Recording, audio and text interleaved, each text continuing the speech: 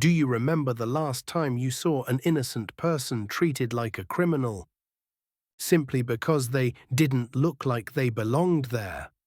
Today's story isn't fiction. It's a warning about a world where prejudice still wears a uniform, still lingers in a glance, and still hides behind the silence of the many. Jasmine Cole, a young woman invited to a prestigious conference as an honored scholar. But at the airport, simply for being black, she was wrongly accused, publicly humiliated, and dragged off a plane without a single apology. But what awaited her wasn't just shame. It was a reckoning, a journey that would expose the powerful, confront an unjust system, and revive a belief in justice that our generation once promised to protect. If you've ever believed that the truth will come to light, if you've ever believed that one person can shift the entire course of a story, then don't look away. Because today we're not just telling the story of a young woman. We're telling the story of courage, of dignity, and of how truth can still win, even when the entire system tries to bury it. Please like, subscribe, and turn on notifications to update our latest videos. Late afternoon in Crescent City. The golden light of dusk reflected off the glass towers near the airport, where Jasmine Cole stepped out of the courtesy car sent by the conference organizers. She wore a simple cream blouse, a black pencil skirt and flats. Nothing flashy, but polished and full of quiet dignity. Slung over her shoulder was a faded tote bag, one that had been with her through years of hard-earned scholarships. Jasmine was a final-year law student, a representative of young black scholars who had grown up navigating a system full of barriers. For the first time in her life, she had been invited to speak at a national academic conference, sponsored by the Equity Scholars Network. A first-class ticket and VIP lounge access at Crescent City International Airport were part of the initiative's Equal Access Opportunity Program. But the moment Jasmine stepped into the premium lounge, she realized access doesn't always mean acceptance. The lounge was bathed in warm amber light, with polished marble floors and rows of luxurious leather chairs. Most of the guests were white, business executives, politicians, frequent flyers, speaking in soft voices, occasionally glancing at Jasmine with a puzzled curiosity tinged with doubt. She walked to the reception desk and held out her boarding pass. The attendant gave a tight-lipped smile, then asked to verify her invitation again, even though the man ahead of her had been waved in without a second glance. Jasmine said nothing, just nodded, but the first fracture had already formed in her heart. She sat near the window, where she could watch the lineup of private jets preparing for the evening departures. Pulling out her notebook, she began outlining her speech. Opportunity should not be a privilege. It should be a right. But a quiet whisper behind her made her pen freeze mid-sentence. What is she doing here? Must be some system glitch. Jasmine took a deep breath. She was used to this, but that didn't mean it hurt any less. She gripped the strap of her bag tightly and reminded herself, I'm here because I earned it, not because anyone did me a favor. Across the room, a pair of eyes were locked on her. Rachel Whitlow, the lead flight attendant on Jasmine's upcoming flight. With her blonde hair in a tight bun, a practiced smile, and a crisp uniform, Rachel looked like the embodiment of traditional professionalism. But when her gaze swept across Jasmine, there was no warmth in it. Only scrutiny, suspicion, and something sharper, like a blade. Jasmine didn't know yet. In a matter of hours, that look would turn into a nightmare. And everything she'd worked so hard to protect would be put on trial, all because she was different in a space that had never been built for her. And then, a missing ring, a whispered name, and a life thrown into the eye of the storm. Inside the crew-only area of Crescent City International Airport, Rachel Whitlow slammed shut a metal locker, irritation flashing across her perfectly sculpted face. She was used to order, to passengers who dressed elegantly, acted politely, and knew how to behave. Any deviation from that norm unsettled Rachel, and somehow Jasmine Cole was exactly that deviation. In Rachel's eyes, Jasmine looked too plain for a first-class passenger. No ring, no designer bag, and most of all, her brown skin and alert yet guarded eyes placed her automatically on Rachel's internal list of people to watch. Rachel returned to the VIP lounge where passengers were beginning to trickle toward the boarding gate.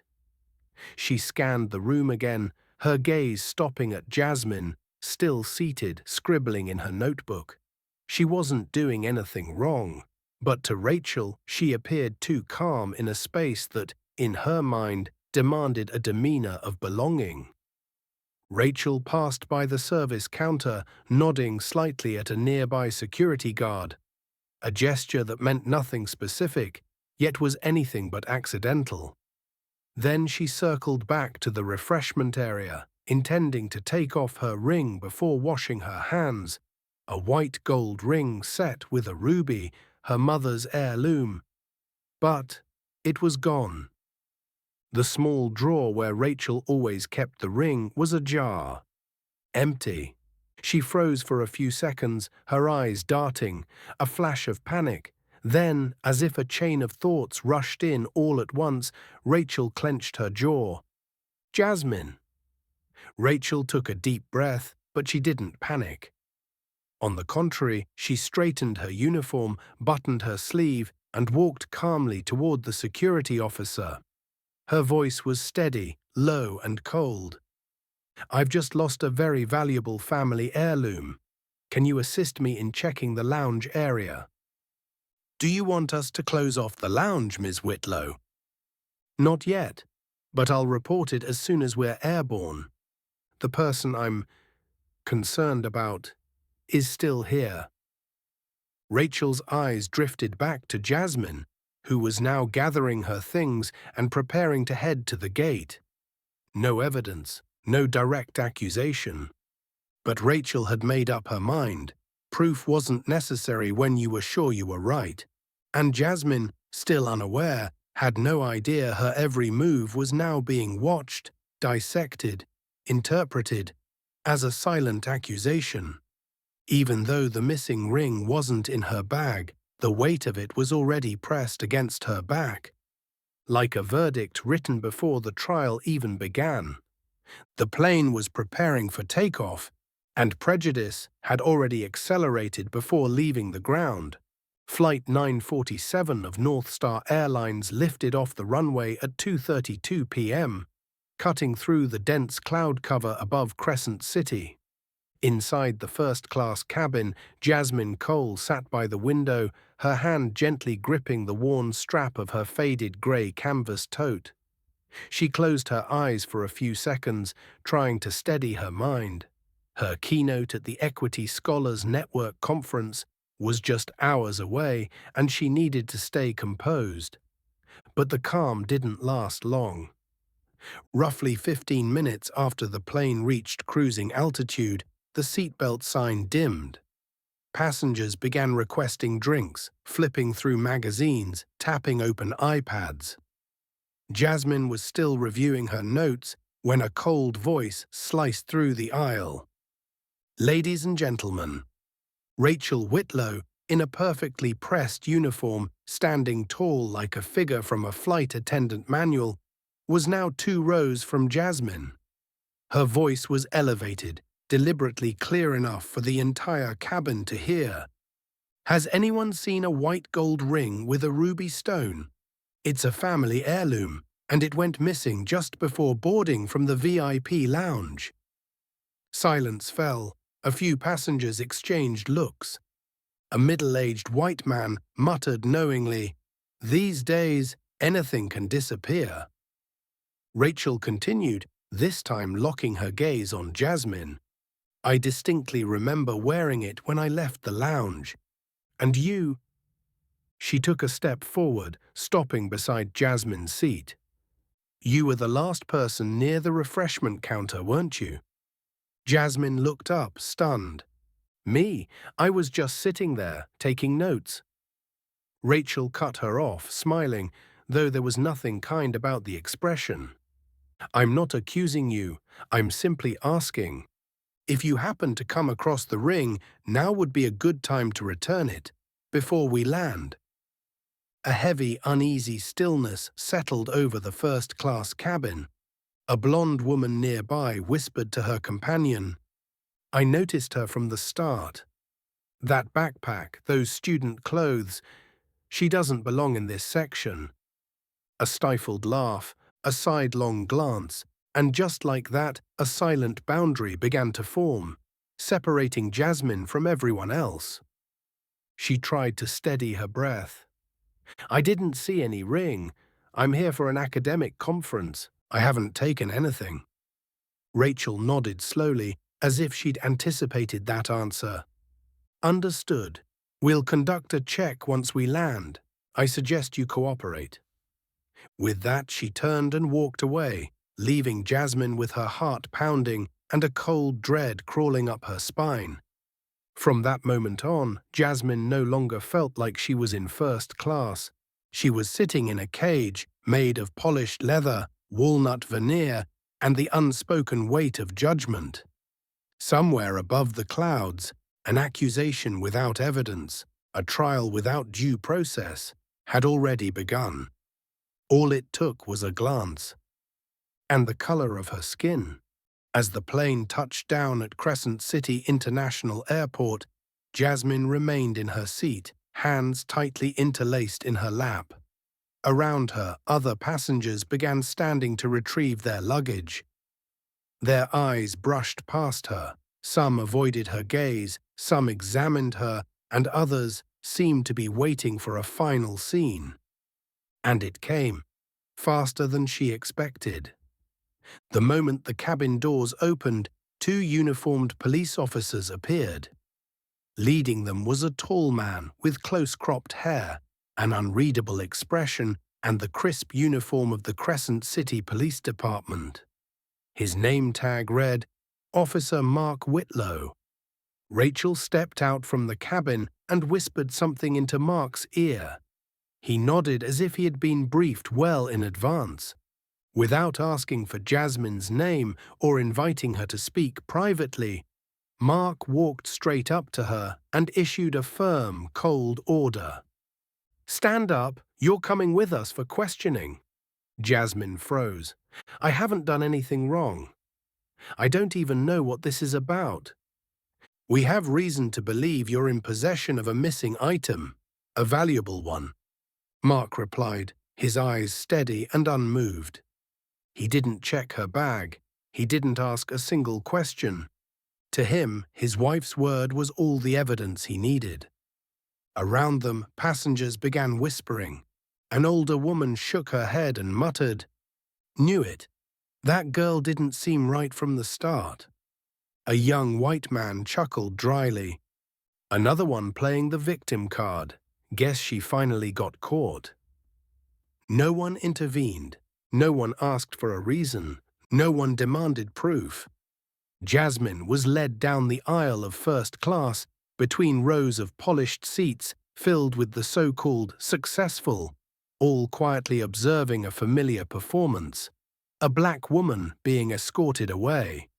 She wasn't handcuffed, but the stares that followed her, every single one, bound her in invisible chains. Rachel stood at the cabin door, watching Jasmine's every step. Her face no longer masked in courtesy. It now wore a venomous satisfaction, unfiltered and cruel. Mark guided Jasmine through the terminal corridor.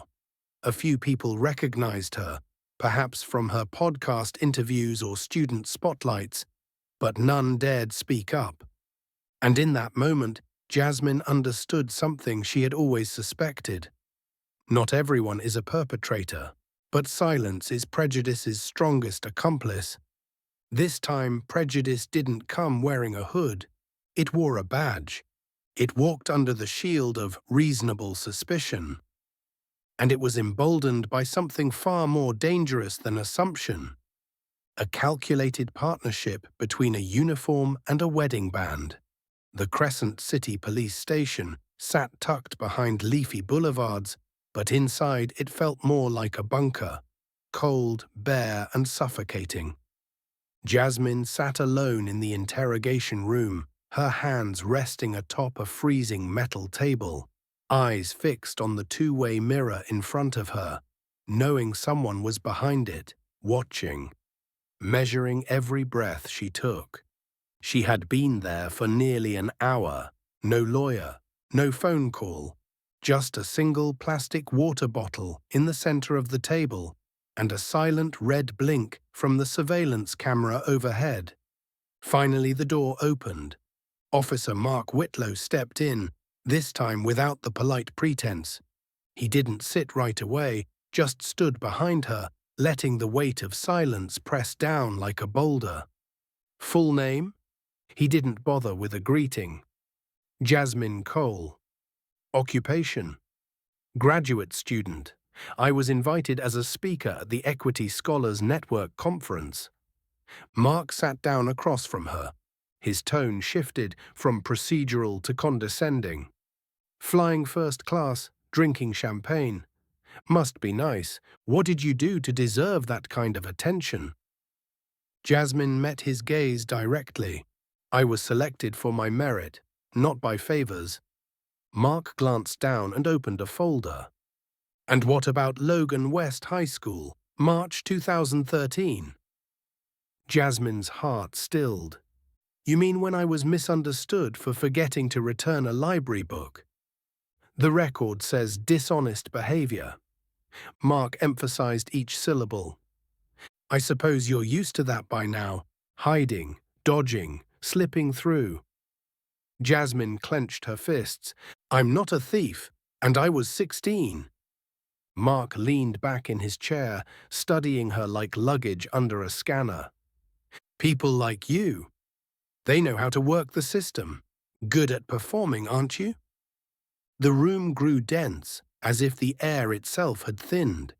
Jasmine felt herself crushed under the weight of the very prejudice she had spent her life trying to outrun. She thought of her mother, the woman who taught her to work twice as hard just to be seen as half as good. But here, none of that mattered. She wasn't being seen, she was being sentenced, without trial. Suddenly, Mark stood, looked at the camera and said, "Add her to the internal watch list. Note, potential concealment of evidence." Jasmine burst out, "You have no evidence." Mark turned back, lips curled in a smirk. "I don't need it. Being suspected is enough." The door slammed behind him, and for the first time in her life, Jasmine felt completely trapped. Not because she had done anything wrong, but because she was born into a world that never wanted to believe her in the first place.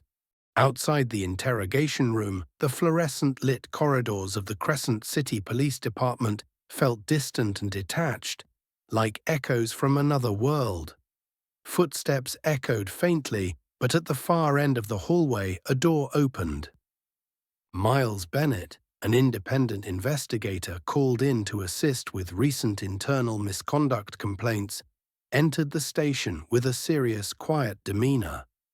He didn't wear a badge, didn't carry a gun. Just a worn leather satchel and a pair of eyes trained to observe. He hadn't come here for Jasmine. Originally, his assignment was simple: review a disputed incident involving a flight attendant and a passenger on Flight 4087. But after skimming the initial report, Rachel Whitlow's accusation, the silence recorded during interrogation, and a chilling note that read, "Suspicious behavior due to background," something inside him bristled. He requested access to observe the ongoing questioning. And behind the two-way mirror, Miles watched Jasmine for the first time. She sat alone, no lawyer, no advocate. But her posture did not collapse. Her eyes weren't afraid, only swollen with outrage held too long. After Mark exited the room, Miles entered, gently, without intrusion. "Miss Jasmine Cole, I'm Miles Bennett. I don't work for the city police. I'm here under the oversight of the Legal Integrity Coalition." Jasmine looked up, exhausted, wary. "Are you a lawyer?" "Number, but I can ensure this conversation is fully recorded, and I'm here to listen." There was a pause. Then Jasmine whispered, "Do you believe me?" Miles didn't answer right away. He simply took a seat, set his satchel on the table, pulled out a small notebook and pen. "I don't know you, but I know what it feels like to be accused without ever being heard. I'm here to listen, not to judge." It was the first time in nearly 48 hours that Jasmine saw a pair of eyes that looked at her without bias, without suspicion, without dissecting her like evidence, just the steady presence of someone willing to sit beside her in the dark. And that, somehow, was enough to make her begin to speak. She told him everything.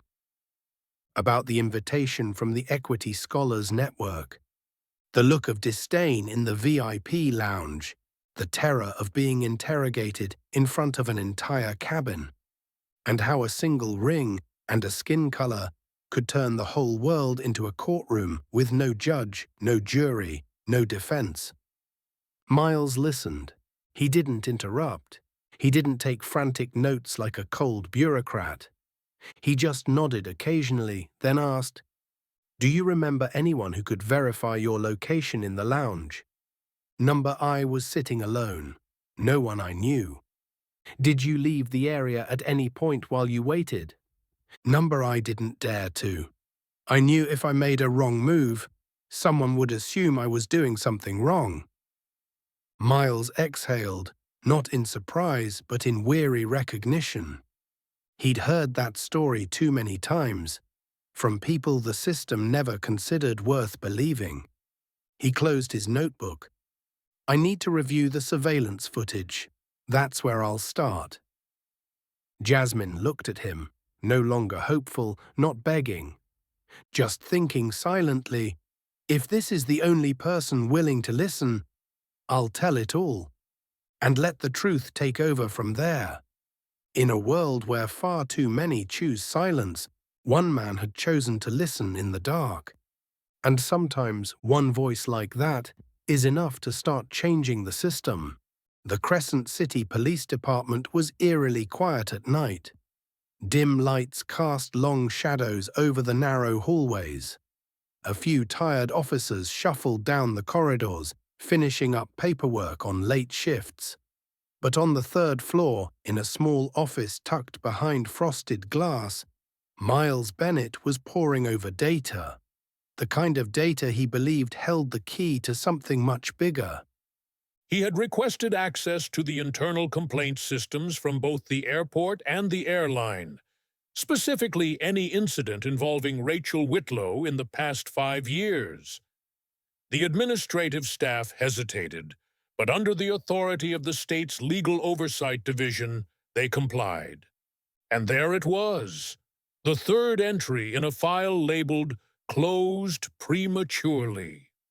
A familiar name, Darius Miles, 42, a university professor, accused of non-compliant behavior after a flight attendant's ring allegedly went missing in a VIP lounge. There was no evidence, no witness testimony. The case was closed within 24 hours for insufficient grounds to continue investigation.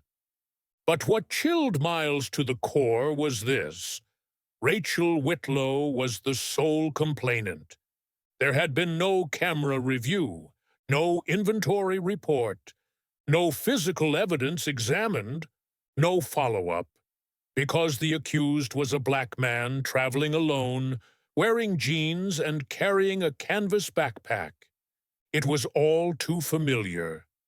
Miles sat in stunned silence, his heart pounding, the way it did when uncovering a pattern, not a fluke. He pulled up additional case records using the same parameters. 3 more incidents, scattered over the years, all linked to Rachel. In every case, the accused had been a person of color, traveling alone in premium cabins. Each one had the same outcome: insufficient evidence. Handled internally. Closed with no prosecution. None of them had ever been referred to criminal investigators. And this time, without Miles's intervention, Jasmine Cole would have become the next forgotten name in a quietly racist chain of silenced accusations. Miles turned on his recorder and dictated, "Rachel Whitlow, pattern of racially selective accusations involving passengers in elevated social or class positions. Suspected abuse of position to manipulate institutional response. Recommendation, full investigative review." He backed up all related files to an external encrypted drive, using his own security software, in case someone tried to wipe the records. When he finally shut the screen, Miles leaned back in his chair. A part of him trembled. He knew what he was chasing was no longer about one false accusation. It was about a system that quietly allowed bias to operate beneath a veneer of professionalism. And if Rachel had done this before, without a single person ever questioning her, then this time Jasmine was not alone. And this time the truth would not be closed early. At dawn the next morning, Miles Bennett returned to the Crescent City Police Department, eyes resolute. Tucked under his arm was a hard drive containing all the investigative files from the previous night. But there was one thing he needed even more than testimony: security footage from the VIP lounge at Crescent City International Airport. Armed with provisional authority from the State Civil Rights Oversight Board, Miles submitted a formal request to the airport's data center. At first, the IT staff demanded a lengthy chain of paperwork. But once Miles mentioned that a federal oversight order was imminent, they reluctantly sent the original file, a 56-minute video clip captured from the main service counter's overhead camera inside the first-class lounge. In a small briefing room, Miles opened the video, the screen lit up with familiar scenes. Well-dressed passengers, attendants serving drinks. A quiet murmur of soft conversation. Jasmine Cole appeared around the 12-minute mark, beige coat, dusty canvas tote, sitting quietly by the window doing her best not to draw attention. Then, at minute 21, Miles saw what he didn't dare hope he'd find: Rachel Whitlow. She stepped into the staff area behind the counter, a small metal tray in her left hand. Rachel glanced around subtly, then, with a smooth and deliberate motion, slid a small glinting object into a lower drawer and shut it. Miles froze the frame, zoomed in. Exactly as he feared, a gold ring with a red stone, matching Rachel's description of the missing heirloom. And more importantly, Jasmine had never even approached that area. She hadn't walked past it, hadn't stood near it, hadn't interacted with it in any way. The footage completely dismantled the initial accusation. Miles played on. A few minutes later, Rachel feigned surprise, touched her hand, searched her pockets, then dramatically turned to a nearby staffer, whispering with theatrical urgency. The camera even caught the moment she glanced toward Jasmine, still seated, entirely unaware. It was all there. Miles immediately saved the clip, then sent encrypted copies to 3 separate locations. a civil rights attorney, a federal investigator, and Captain Thomas Reddick, chief of the Crescent City Police Department. But just 20 minutes later, the airport data center responded with a cold, clinical email. The requested footage has been lost due to automatic overwrite protocol during storage. Original file no longer exists in the system. A chill ran down Miles's spine. He checked the link. Just as he feared, access revoked. Someone inside was actively covering the trail. He breathed heavily, eyes fixed on the hard drive still plugged into his laptop. The backup was intact. "They're burying something," he muttered. "And if I'd been half a day slower, Jasmine would never have gotten out." Just then, Miles's phone buzzed. An anonymous message. "Be careful. She's done this to others. But this time, she picked the wrong one." Miles stared at the screen, then clenched his fist. That video wasn't just Jasmine's lifeline. It was the matchstick that could ignite a reckoning. He took a deep breath and stepped out of the room. Because this footage wouldn't just save one person. It would expose a system built on manipulation, intimidation, and erasure. While Jasmine Cole remained in custody at the Crescent City Police Department, a storm was brewing outside, one orchestrated by Rachel and Officer Mark Whitlow themselves. Miles Bennett stepped into a cafe near the local newspaper office to quickly access the media feeds. On the large screen behind the bar, a breaking news segment had just aired. Top student suspected of airport theft, high school misconduct resurfaces. Miles froze. A flurry of articles, old academic records, and rumors were spreading like wildfire across social platforms. One particular clip, a chopped and edited video from Jasmine's 10th grade year, where she had been disciplined for talking back to a teacher and hiding an unregistered toy, was now being weaponized as proof of a long-standing pattern of dishonesty. Beneath the video, the comment section boiled. "She looks smart, but clearly knows how to put on an act. What a waste of a scholarship. This is why you don't trust someone just because they speak well." Miles slammed his palm on the table. He knew this tactic all too well. A media takedown, calculated to transform the victim into the villain. And the most terrifying part? It worked. Meanwhile, in the internal conference room of the police department, Mark Whitlow calmly laid out printed headlines during a closed-door meeting with his captain. "We're dealing with someone who's been fooling people since they were a teenager. The media is already on it," Mark said smoothly, pushing forward the stack of reports. Captain Thomas Reddick sat silently. He didn't say a word, but Miles, watching through the glass panel outside, recognized that look. It was the look of a man being squeezed by a system too powerful to resist. That evening, Miles met with a local civil rights attorney, someone who had fought many battles for marginalized voices in Crescent City. He placed the printouts on the desk, along with an audio clip of Rachel Whitlow stating, "She clearly has unusual behavior." "What we're facing," Miles said firmly, "is a racially coded character assassination dressed up in media spin." His voice trembled with restrained fury, "And if we don't move quickly, Jasmine won't just lose her reputation. She might lose her chance to live as a free person again." Back at the station, Jasmine sat curled up in the icy interrogation room, unaware that her name was trending across the country as a punchline.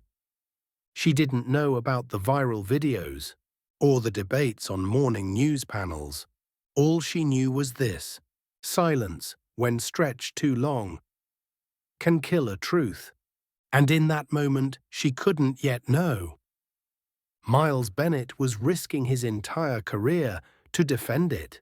Late afternoon, outside the Crescent City Police Department, The last rays of sunlight pierced through thin clouds, casting a golden hue across the cold pavement. Inside, Miles Bennett sat hunched over his desk, re-examining every frame of the airport surveillance footage. But the key moment remained mysteriously missing. His knuckles tightened, every door seemed to be closing. Until the office phone rang. A voice, male, steady but hesitant. "I don't know who else to tell, but I saw what happened.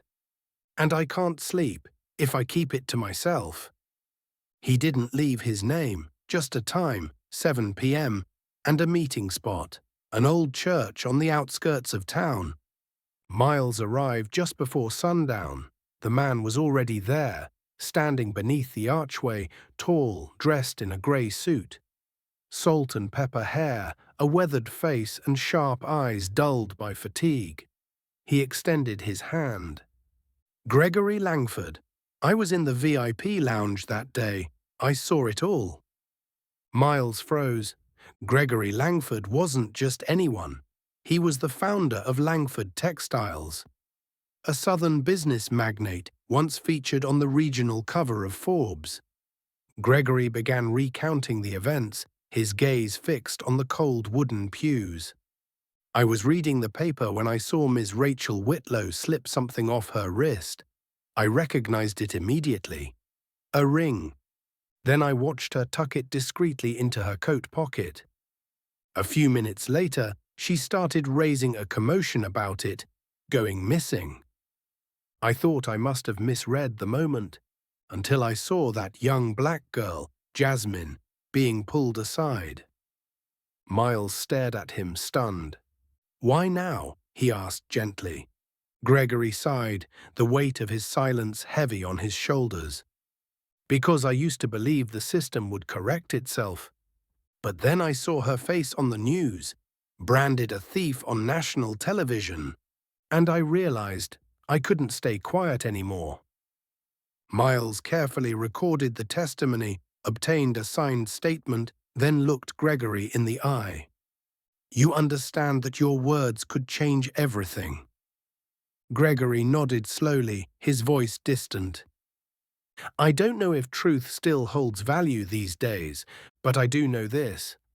If I don't start speaking it, no one else will." That night, for the first time in days, Miles walked back into the precinct with something real in his hands and hope in his eyes.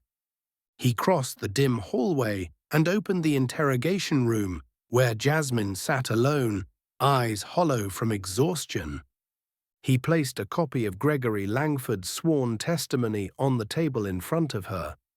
"We have a witness, someone they can't silence or discredit." Jasmine looked up, her red-rimmed eyes wide. "Who?" Miles replied, his voice low but steady. "The last person they expected is the first one who saw the truth." And in that moment, a flicker of hope inside Jasmine turned into fire. The next morning, the Crescent City Police Department stirred with the quiet intensity of a brewing storm. Reporters swarmed the front courtyard, microphones raised high, camera lenses sweeping from local news crews to national networks. The iron gates creaked open slowly. An emergency press conference had been called, and every eye was on one central figure. Inside the main briefing room, Captain Thomas Reddick stepped forward, his expression tense. Behind him stood Jasmine Cole and Miles Bennett. All three took the podium under a barrage of flashing lights and recording cameras. Clearing his throat, Captain Reddick spoke with steady finality. "After an independent investigation, we have obtained verifiable evidence that Ms. Jasmine Cole is entirely innocent of the allegations accusing her of stealing personal property from an airline employee. Moreover, we have identified serious violations committed by those who made the accusations." Gasps and murmurs rippled through the room, but he didn't stop there. "A surveillance recording which had been deliberately corrupted and deleted from the system, was successfully recovered. And more critically, we now have a direct eyewitness, Mr. Gregory Langford, a respected entrepreneur who witnessed the incident in the airport lounge. The room erupted in the sound of shutters clicking and reporters murmuring. Miles Bennett stepped forward and began playing the recovered footage. On the large screen in front of the entire press corps, the image was unmistakable. Rachel Whitlow leaning down, slipping an item into her coat pocket. Moments later, she re-entered the room, feigning shock, and claimed her ring was missing. "This is irrefutable evidence," Miles stated. "Combined with the sworn testimony of Mr. Langford, a public figure with credibility in both the business and legal communities, we conclude that Jasmine Cole was the target of a deliberate, fabricated smear campaign." A wave of stunned silence swept the room, followed by a flurry of questions and reactions. Captain Reddick returned to the microphone, his voice firm. "Given the strength of this evidence, the police department is officially suspending Officer Mark Whitlow, who carried out an unlawful arrest without a warrant, as well as flight attendant Rachel Whitlow, who initiated the false report. Both individuals will now face criminal investigations for defamation, abuse of authority, and indicators of racial bias in the execution of their duties." Throughout the entire press conference, Jasmine stood silently, her hands clenched tightly before her. When a reporter finally turned to ask if she had anything to say, she spoke only one sentence, calm, unwavering. "I'm not here for revenge. I'm here for the truth." And today it was finally heard. Just 3 days after the press conference, while public opinion in Crescent City was still reeling, Jasmine Cole stepped through the doors of a civil rights law firm with a thick folder in hand, and a decision that could not be undone. She wasn't stopping at vindication. She was ready to fight back. At the offices of one of the nation's leading human rights firms, Jasmine officially filed a civil lawsuit against Rachel Whitlow and Officer Mark Whitlow, charging them with defamation, abuse of power with racial bias, unlawful detention, and personal damage to reputation. In a separate press conference shortly afterward, Jasmine sat beside her lead attorney, Tasha Grant, a seasoned black civil rights lawyer renowned for her work on historic discrimination cases.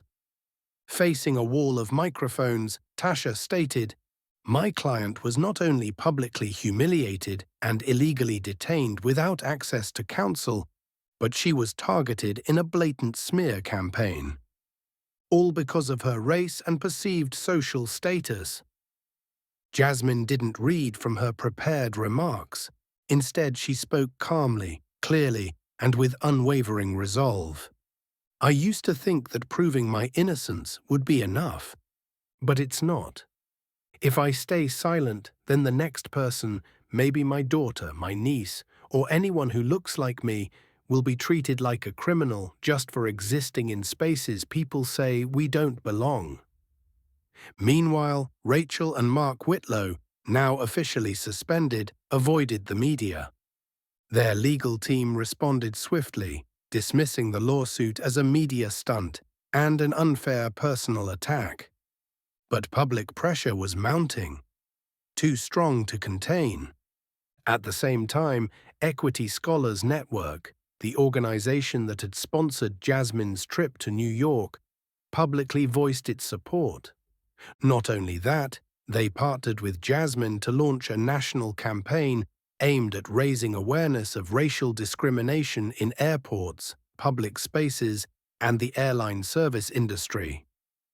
The campaign, called Number Eyes on Justice, spread rapidly across social media.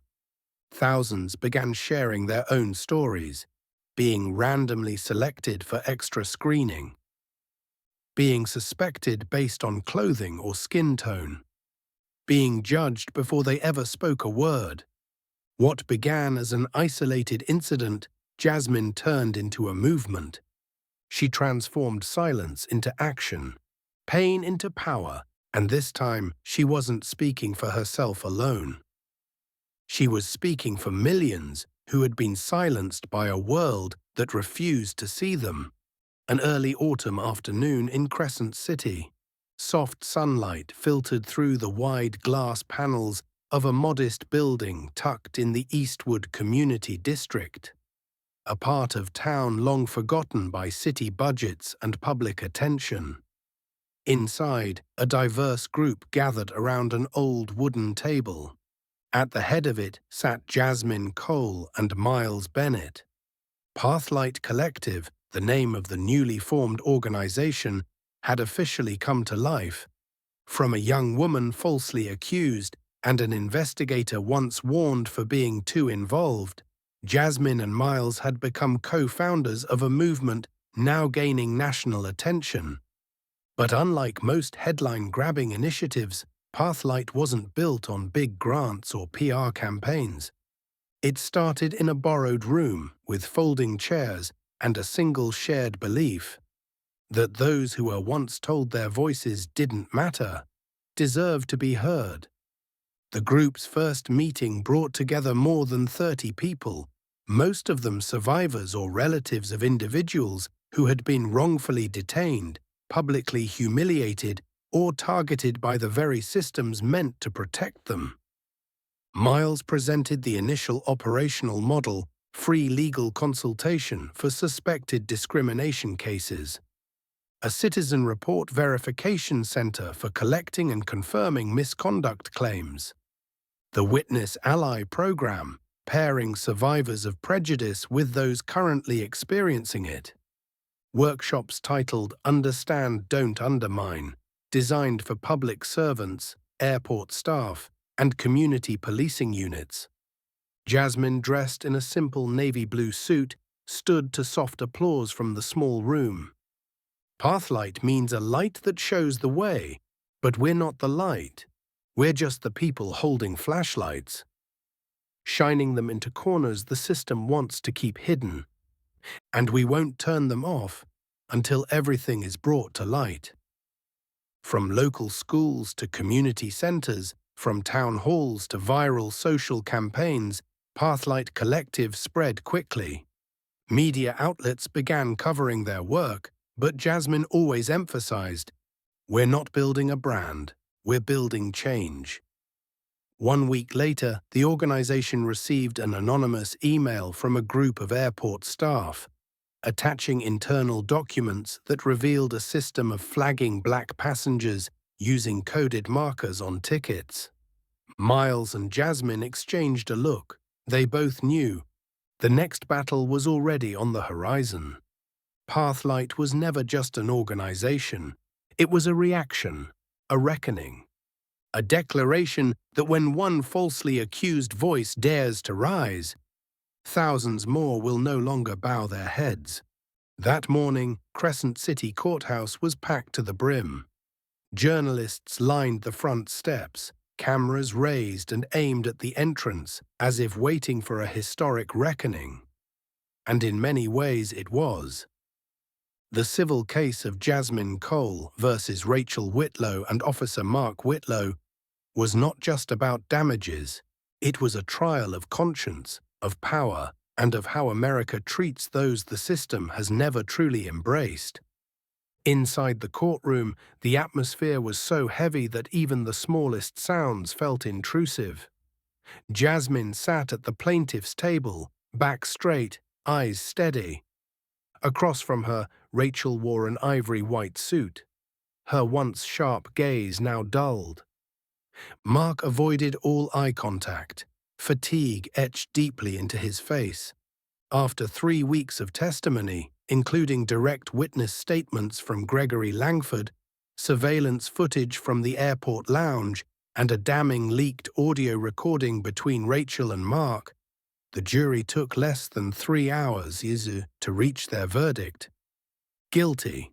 The courtroom held its breath as the judge delivered the ruling. The defendants, Rachel Whitlow and Mark Whitlow, conspired to knowingly and falsely accuse an innocent passenger, motivated by racial prejudice and a desire to conceal their own misconduct.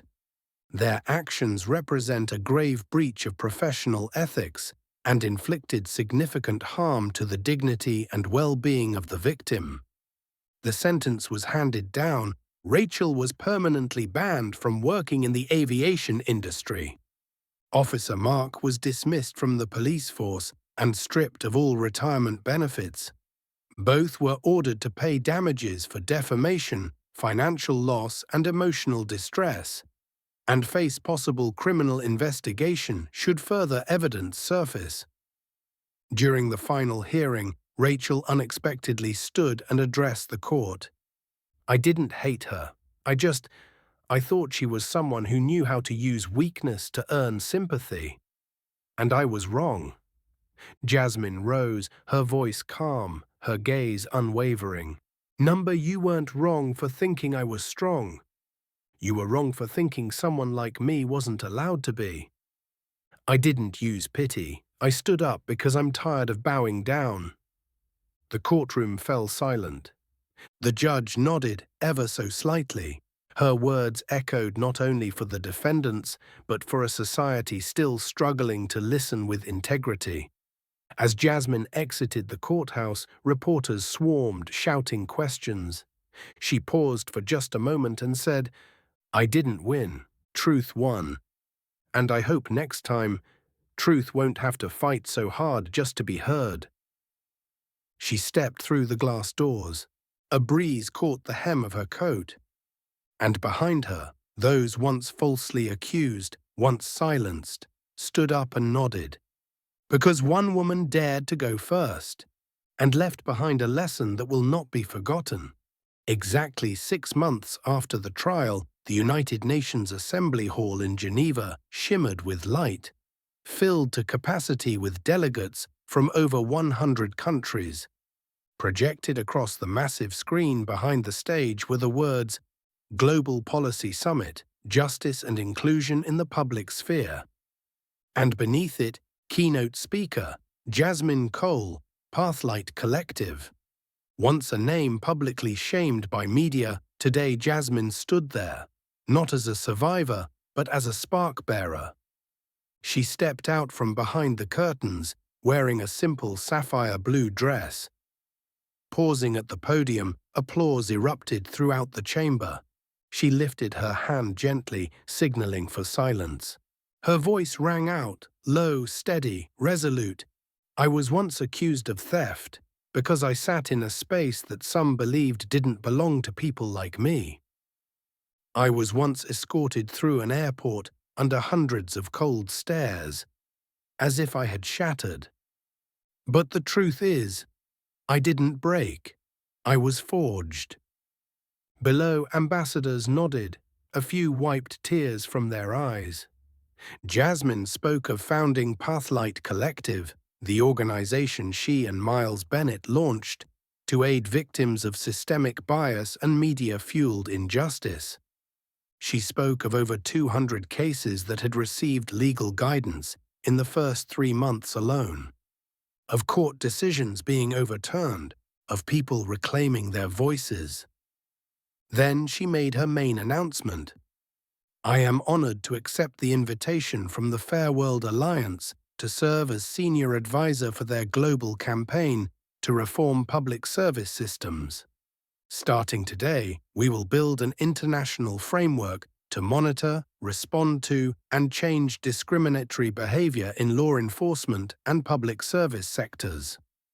The applause that followed was not polite, it was powerful. It was the kind of clapping born from years of waiting for hope to have a name and a face. Jasmine closed her speech with a single line, one that struck like a bell through silence. "My name is Jasmine Cole. I was once branded a stain. Today I choose to be the flame." She stepped down from the stage, and in that moment, under golden lights, surrounded by a standing ovation of hundreds, the world understood. This was no longer the story of one woman, It was the beginning of a new chapter in justice, and Jasmine Cole, once falsely accused, had become a global symbol of courage and change. The story of Jasmine Cole is not just a journey to reclaim justice for one wrongfully accused individual. It is a mirror reflecting a painful truth, that in today's world, a single biased glance can turn an innocent person into a threat in the eyes of an entire system. But Jasmine chose not to stay silent. She was humiliated, arrested, slandered. Yet she rose. She moved forward and turned her pain into action with global impact. From an airport lounge filled with suspicious stares to the podium at the United Nations, where her voice became the spark igniting a movement for reform. And you, watching this video, can be part of that change too. If you've ever felt dismissed because of your skin color, your background, or simply because you were different, remember, you are not alone. If you believe justice should not be a privilege, but a fundamental right, share this story. Let others be lit by that same belief. And if you, like Jasmine, have ever stood in the dark, stand tall, because sometimes light begins with just one person brave enough to step out of the silence. Don't forget to hit subscribe, share this video, and leave a comment below. What would you do if one day justice turned its back on you?